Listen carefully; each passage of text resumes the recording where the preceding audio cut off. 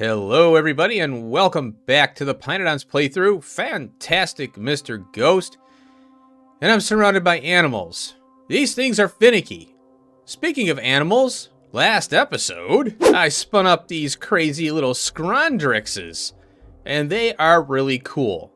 And once I got one, I put it in the train. They're still trying to escape, but they don't know there's no locomotive on this train, dummies. And true to pYanodons form, I didn't realize I was missing an ingredient, the Great Alien Sample. So I had to start here with the graphene build, because that is needed for the Great Alien Sample. And here it is. Boy, I tell you, this build looks simple, but not the parts that it needs. So finally we got the Great Alien Sample, but it's not fully automated yet. We need the Arthurian eggs. I can't automate this until I get bedding, and then we'll have eggs on the network for the Great Alien Sample.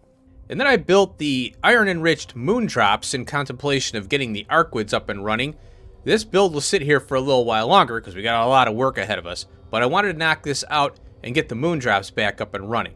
And don't forget, the iron-enriched biomass will be used for Falgway MK03s later on, so this is good to have now. And don't forget, we had to make the phosphate glass in order to spin up the scrondrix. We needed the phosphate glass for the codex, and also we'll need it to spin up other creatures later on. I mentioned last episode that I have to check my moss build. Well, Max Rate Calculator tells me that everything is okay. What do you know? Past Ghost didn't leave work for future Ghost. Slowly but surely, this stone patch is dying out, and it's been around for not too long. Stone is a major resource in pYanodons. So I set up a new stone patch, and here it is, a brand new stone patch ready to go. It's next to the animal parts build, and I wanted to mine this up to get the extra space here. I don't want to build on it. I had some biomass power over here, just trying it out, and you know, in order to use biomass power, you really need consistent biomass production, and I just can't see throwing animal parts into a burner. It just doesn't seem right to me. I'd rather have something a little more consistent and not dealing with animals. The hub is bursting at the seams. I had to add another row. So here we go. I almost fully upgraded this to MK02 machines. My main focus is the plants and animals. I upgraded the Easy Squeeze ranches to MK02, and that allowed me to put the more modules in. I also upgraded the Tufra plantations. I have MK02 Tufras. I totally forgot about it. I still have to rebuild it in the new area. So now this is a craft speed of 2.1. These things are really slow, so it's kind of nice to have this sped up. I'm making coarse faction from soil, and I have a new recipe now with iron rods to coarse faction. I didn't upgrade these because I'm going to rip this out and implement the new recipe. But that's not going to happen right away. You know, things might change, but it's not necessary right now. I upgraded the casein build because we'll need the casein for the Vrauk food, the quality stuff. So, I don't know, I'm just knocking things out as I see them. While I was at it, I upgraded this build too. This is just for Coralexes. I had a plan to use these animals for something else. I think you can use them in the bee production. These are on the train network at least, so I can train them around when I'm ready. The Kykelks here are MK02 with MK02 modules. And then when I get around to it, I'll upgrade the coarse faction to the new recipe using iron rods.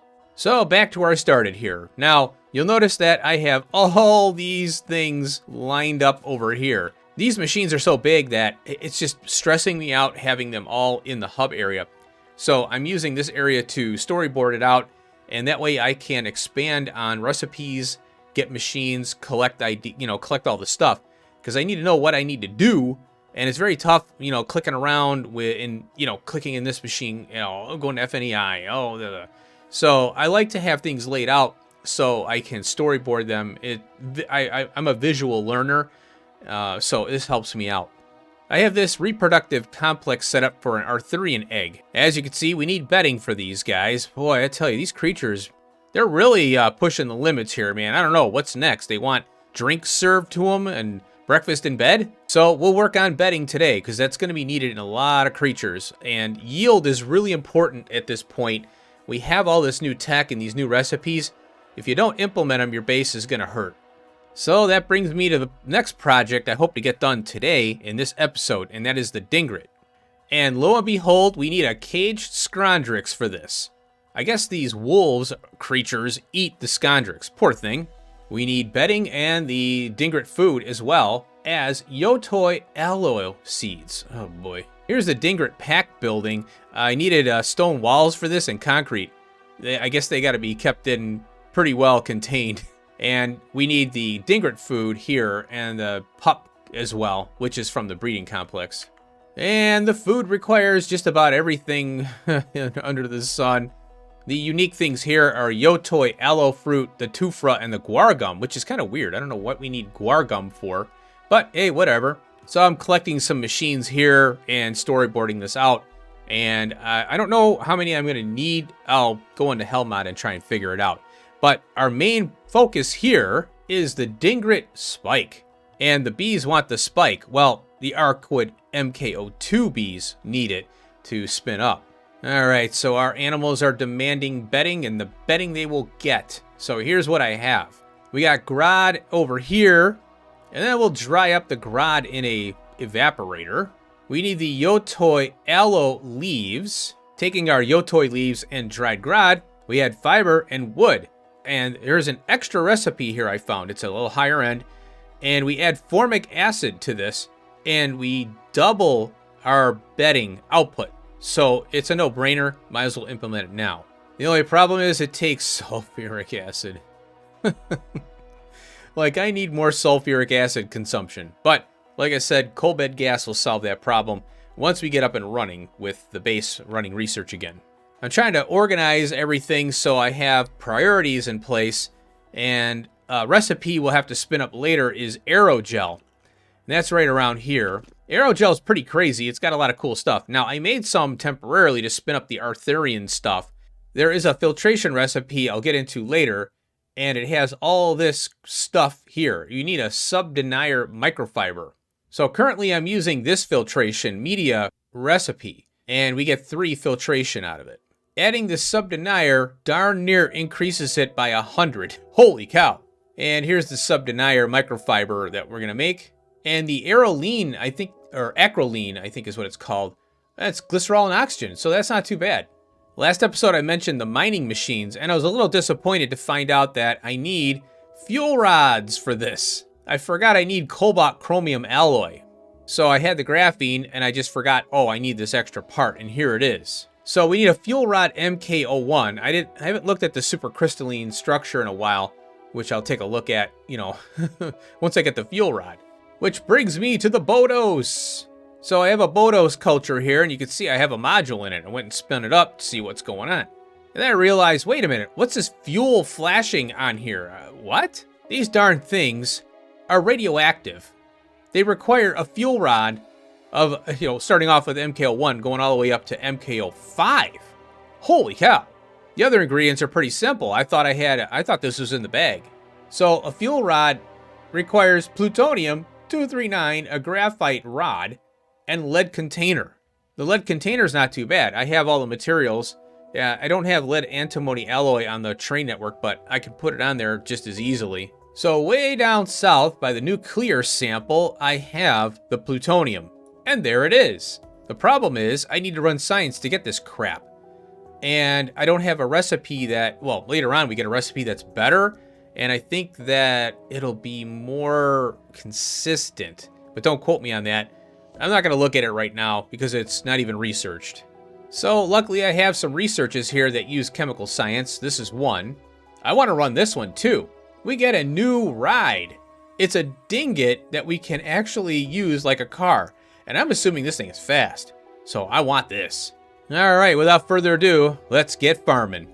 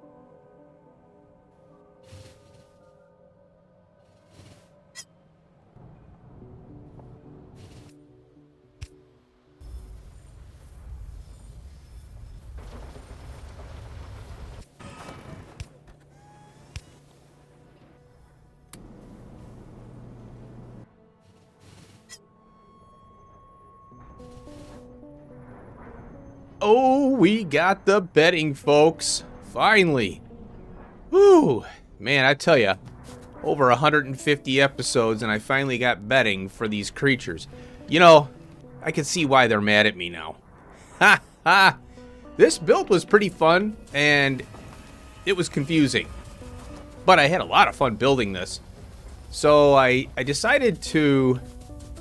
I had a little dilemma here where I need limestone and soil for 2 builds, but only limestone for another one. And Hellmod was telling me 2 limestone and 1 soil. So I decided to separate the limestone off for these Yotoi aloe, I think it is. Yeah. I decided to split, just do 1 machine for this and dedicate it. That way I could utilize the belt better and split. So that worked out pretty well. I'm pretty happy with that. And then I was able to feed down into the, these 2. This is the Yotoi seed. Oh, this is the fruit. The Yotoi fruit. What I like about these machines is you grow them and the modules are the trees. I really like that idea of pYanodons and the creatures and all that.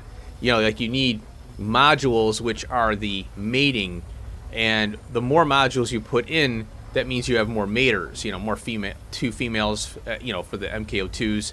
You have, for the MK01s, it's male, female. MK02s is 2 males and females to create more, faster creatures. I think it's the cubs. So that is really cool. Anyway, so now, yeah, I got the fruit going in. The seeds are popping out.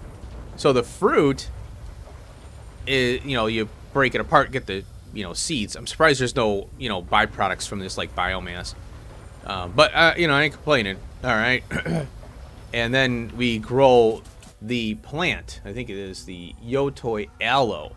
So fruit to seeds to the actual plant. Aloe. And then we pluck the leaves off. Again, no biomass. Not complaining. Although we have biomass here, it would be nice to just cycle it back in and, reuse it for the process. One thing I forgot was to grab the grod to kickstart this seed process to make the grod. And then I forgot hot air, but I was able to pop it in. So I got, oh, what's going on here? Why are you still, oh, I forgot to wire this chest. Or the case here. There we go. Simple little things like that. Well, the good thing is this train will go away eventually here because the hot air is being consumed by the dried grod over here. 8200. Yeah, so we'll let that sit. All right. So you have to prioritize the grod to seeds, obviously, here. I'm doing direct insert because it's only 1 machine. We're good. At least that's what Hellmod told me. Dry the grod with the hot air. And then we got the formic acid over here. And I have a counter on sulfuric acid, but I don't have one on formamide. I'm probably going to do a sweep on all the builds and put counters on the fluids, because sometimes you don't need a full train. And what that does is it takes away from builds that do. So if you only need like 5,000 to 10,000 sulfuric acid, in this case, whatever, I don't want to completely deplete my tank, for something as small as this. And then we got the bedding. So there we go. This is going to open up a lot of creature building now and upgrades for the base. If this build doesn't suffice, because and one of the things that's tough is you've got 5, 6, 7, maybe more creatures out there that require bedding, and it's really difficult to factor every single build to this one. Imagine trying to put all these creatures into one Hellmod tab, and then I'm sure maybe there's a more advanced stuff that I don't have mastered yet, but for example, maybe I could do a Vrok build and all these other builds within Hellmod and then link all those to one other tab. I don't know if that's possible. I know you can build within a production chain and split them off and stuff, but like I said, that's a little more advanced than I like to go. If a build is not performing, or if I don't have enough items, I know, okay, I got to rebuild this sucker or expand for more capacity. And this build is pretty well set. In Hellmod here, this is what I did. I set it to 60 a minute, so 1 a second. I think that'll suffice for all the creatures, but if it doesn't, I'll just, I'll expand it later on and get more going here. So overall, I'm really happy with this build. It worked out really well. So let's move on to another build. Maybe the Arthurian eggs. Good alien samples.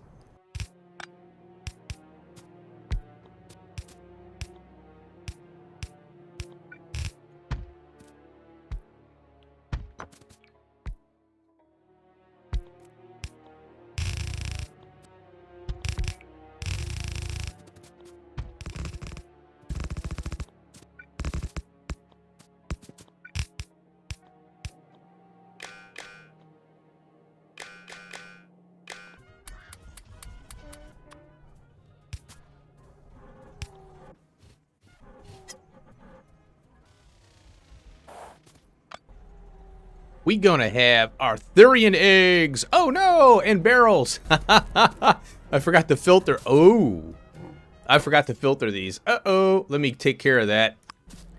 All right, eggs and bakey, wakey, wakey. I like that saying. So here we are. The most easiest build I've ever done since I started playing this game, this mod. Things in, things out. Wow. I forgot the Vrauk cocoons. I was like, oh no.